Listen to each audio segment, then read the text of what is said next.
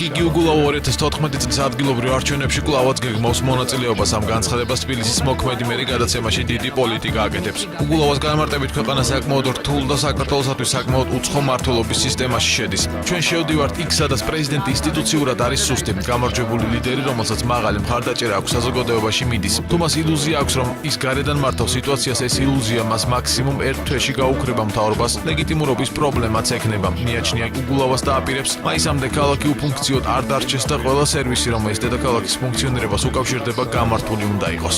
მე ვაპირებ ვიყარო კენჭი ადგილობრივ არჩევნებზე. მე ვაპირებ გავაგრძელო ის პროგრამები, რა პროგრამები ჩვენ დავიწყეთ.